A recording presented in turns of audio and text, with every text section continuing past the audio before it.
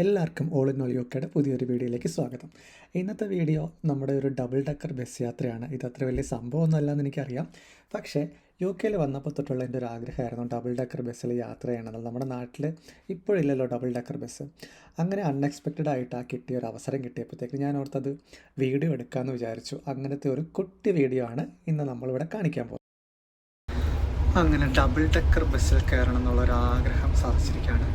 ഈ പോകുന്ന ബസ്സിൽ ഞാൻ മാത്രമേ ഉള്ളൂ എന്ന് പറഞ്ഞാൽ നിങ്ങൾ വിശ്വസിക്കുമോ? ഇതിൻ്റെ താഴെ മുകളിലും ഒക്കെ ആയിട്ട് ഞാൻ മാത്രമേ ഉള്ളൂ. ആകെ ഒരാൾ, എനിക്കറിയില്ല. ഇതിൻ്റെ തൊട്ട് മുമ്പ് ഒരു ബസ് പോയായിരുന്നു. ഞാനപ്പോൾ ആ ബസ്സിൽ മനഃപൂർവ്വം കയറാതിരുന്നതാണ്. കാരണം അതിൽ കുറച്ച് റഷ് ഉണ്ടായിരുന്നു. So I thought next bus വരുന്നവരൊന്ന് വെയിറ്റ് ചെയ്യാമെന്ന് വിചാരിച്ചു. മാത്രമല്ല കുറച്ച് നാളായിട്ട് ഈ ഒരു ഡബിൾ ഡക്കർ ബസ്സിൽ കയറണം എന്നും വിചാരിക്കുന്നതായിരുന്നു.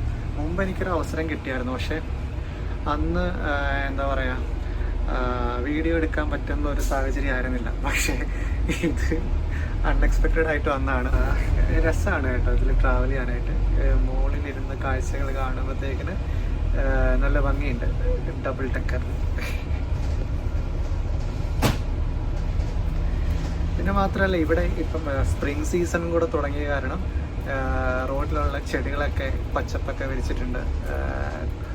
കുറേ പൂത്തിട്ട് ഇപ്പം പൂത്തത് മീൻസ് ചെടികൾ പൂത്തുലഞ്ഞത് മാറിയിട്ട് ഇപ്പം ഇല ഒക്കെ ആയി തുടങ്ങിയിട്ടുണ്ട് കേട്ടോ. ഞാൻ നേരത്തെ പറഞ്ഞില്ലായിരുന്നു ബസ്സിൽ വേറെ ആരും ഇല്ല എന്നുള്ളത്.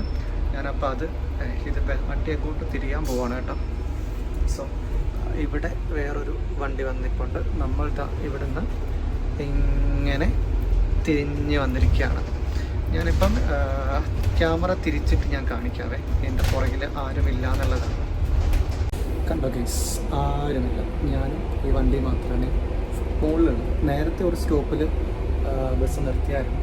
സോ ആരെങ്കിലും താഴെ കയറുമെന്ന് എനിക്കറിയില്ല. പക്ഷേ ഞാൻ കയറിയ സമയത്ത് ഇതിനകത്ത് ഞാൻ മാത്രമേ ഉണ്ടായിരുന്നുള്ളൂ. ഈ പോർഷനിലെ വീഡിയോ ഞാൻ ആക്ച്വലി മിസ് ചെയ്ത് കളഞ്ഞതാണ് കേട്ടോ. എന്നിട്ട് വീട്ടിൽ ചെന്നിട്ട് കഷ്ടപ്പെട്ട് ഡബ് ചെയ്ത് കയറ്റുമായിരുന്നു. ശരിക്കും ഞാൻ മൈക്ക് ഓണാക്കാണ്ട് ഇവിടെയൊക്കെ ഇതിനകത്ത് വെച്ച് തകർത്ത് സംസാരിച്ചുകൊണ്ടിരിക്കുകയായിരുന്നു.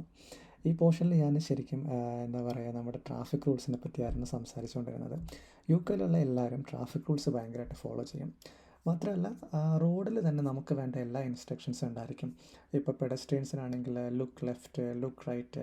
ഫോർ ഡ്രൈവേഴ്സിനാണെങ്കിൽ നിങ്ങൾക്ക് എത്ര സ്പീഡിലാണ് ഡ്രൈവ് ചെയ്യേണ്ടത്, അല്ലെങ്കിൽ ഏതെങ്കിലും ഒരു പർട്ടിക്കുലർ റൂട്ടിലേക്കാണ് പോകണമെങ്കിൽ ഏത് വഴി കൂടെയാണ് പോകേണ്ടത്. സ്കൂൾ സോൺ ആണെങ്കിൽ ഇത് സ്കൂൾ സോൺ ആണ്. അങ്ങനെയുള്ള എല്ലാ ഡയറക്ഷൻസും റോഡിൽ തന്നെ എഴുതി വെച്ചിട്ടുണ്ടായിരിക്കും. അത് ആക്ച്വലി ഒരു നല്ല കാര്യമായിട്ടാണ് കേട്ടോ എനിക്ക് തോന്നിയത്. നമുക്കിപ്പോൾ എപ്പോഴും ഓർത്തിരിക്കണം എന്നില്ലല്ലോ. സോ നമുക്കത് പെട്ടെന്ന് മനസ്സിലാക്കും.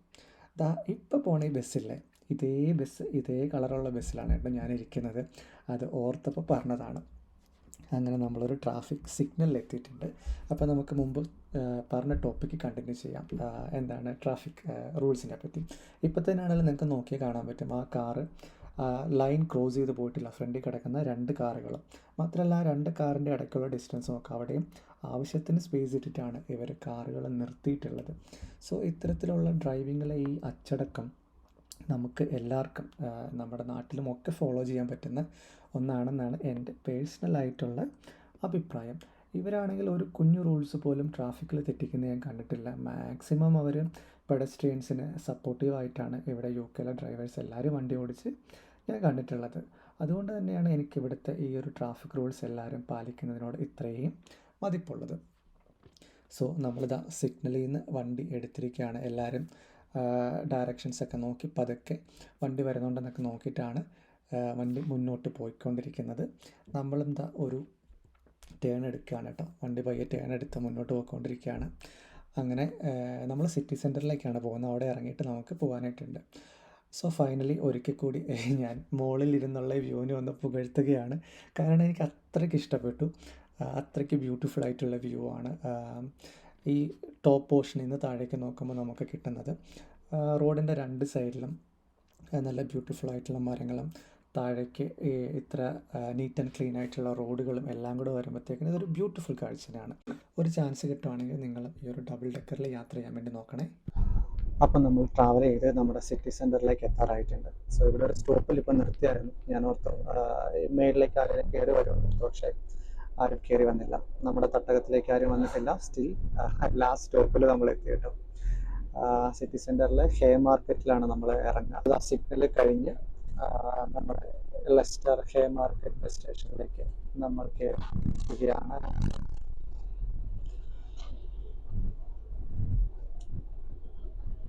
അവിടെ ചെന്ന് കറങ്ങി അടിച്ച് വേണം ഇവിടെ കൊണ്ട് വണ്ടി നിർത്താനായിട്ട്. അപ്പൊ നമുക്കിനി ബസ്സിൽ നിന്ന് ഇറങ്ങിയിട്ട് കാണാം. ഇതാണ് നമ്മുടെ ഹേ മാർക്കറ്റ് ബസ് സ്റ്റേഷൻ.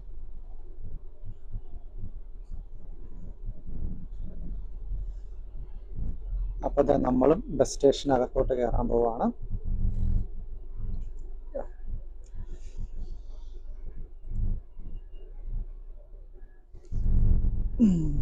നമ്മളും എത്തിയിരിക്കുകയാണ്.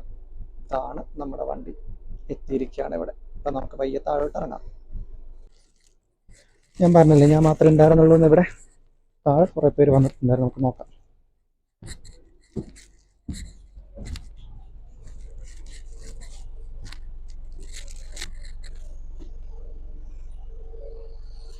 Thank you.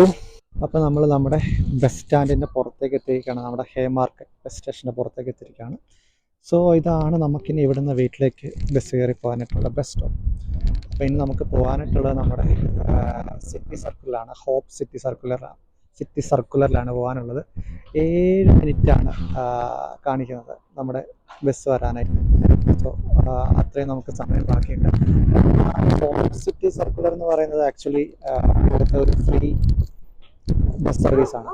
നമുക്ക് അതിനകത്ത് ട്രാവൽ ചെയ്യുന്നതിന് നമുക്ക് കാശൊന്നും കൊടുക്കണ്ട, ഫ്രീ ആണ്. നമുക്ക് ഇതൊക്കെ ഈ ഒരു എല്ലാ 20 മിനിറ്റ്സ് ഇടവിട്ടും ബസ് ഇവിടെ കാണാം.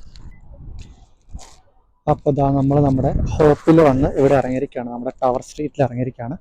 ഇതാ കുറച്ചങ്ങ് നടന്ന് നമ്മുടെ വീടെത്തും.